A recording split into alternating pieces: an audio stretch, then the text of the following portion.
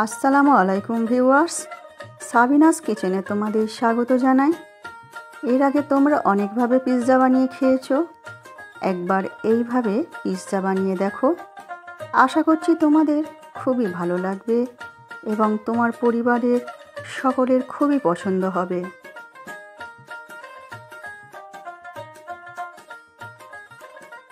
Let's go. Oh my God. Aha. Yes.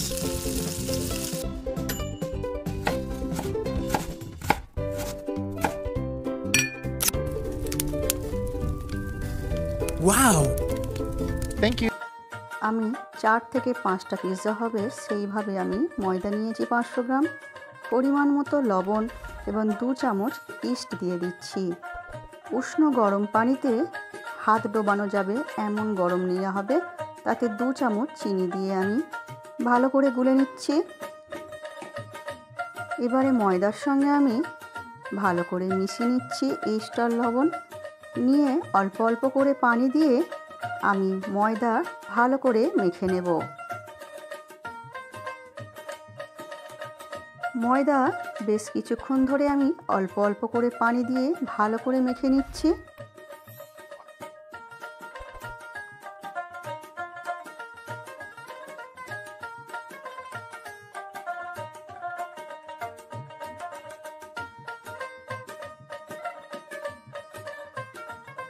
ময়দা মাখা হয়ে গেলে 1 চামচ সাদা তেল নিয়ে আমি ময়দার ডোতে দিয়ে আবার ভালো করে মেখে নিচ্ছি।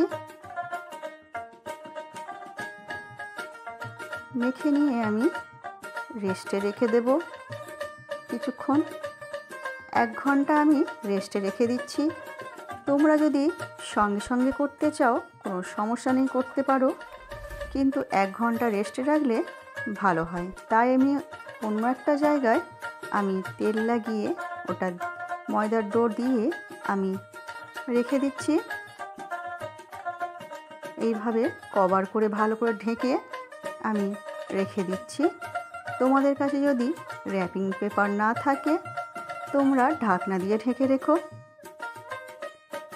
1 ঘন্টা পর আমি ময়দা আমি আবার মেখে নিচ্ছি এইভাবে দোলে দোলে, ভেতরে হাওয়াগুলো বার করে নিচ্ছি।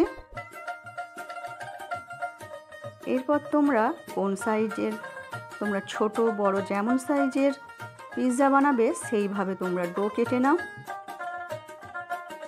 আমার রেসিপিটি তোমাদের এই পর্যন্ত পছন্দ হলে একটা লাইক করে দিও এবং পরবর্তী রেসিপি তোমরা কী পেতে চাও কমেন্ট করে জানিও। একটি ফ্রাই প্যান নিয়েছি, তাতে আমি অল্প করে তেল দিয়ে ফ্রাই প্যানের চারদিকে আমি লাগিয়ে দিচ্ছি, ভালো করে লাগিয়ে দিচ্ছি।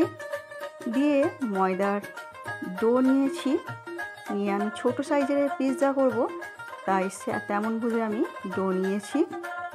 নিয়ে এইভাবে হাত দিয়ে চেপে চেপে আমি ছড়িয়ে দিচ্ছি, আমি চ্যাপটা করে নিচ্ছি। এটি পিৎজার যে সাইজটা এটা ওটা একটু মোটা হবে, তেমন বুঝে তোমরা ডো নিও। এইভাবে ছড়িয়ে ছড়িয়ে দেওয়ার পর আমি কাঁটা চামচ দিয়ে এইভাবে গেঁথে দিচ্ছি, যাতে যখন সেঁকা হবে তখন ওটা ফুলে না যায়, তাই ওর মধ্যে আমি গেঁথে দিচ্ছি। আমি বাড়িতে তৈরি হোমমেড পিৎজা সস দিয়ে দিচ্ছি।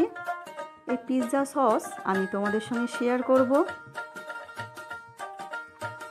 হোমমেড পিৎজা সস ভালো করে 2 চামচ দিয়ে আমি লাগিয়ে নিচ্ছি। এই পিৎজা সসের টেস্ট খুবই দারুণ হয়। তোমাদের সঙ্গে কাল আমি শেয়ার করে নেব এটা, যাতে তোমাদের সুবিধা হয়। এরপর চৌকো চৌকো করে ছোট ছোট করে কেটে ক্যাপসিকাম সাজিয়ে দিচ্ছি, তারপরে ছোট ছোট করে কেটে টমেটো কুচিয়ে সাজিয়ে দিচ্ছি।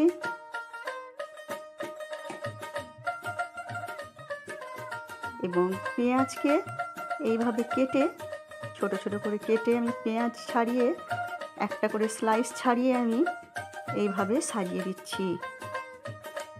এরপর আমি মোজারেলা চিজ আমি গ্রেট করে আমি এইভাবে ছড়িয়ে দিচ্ছি ভালো করে।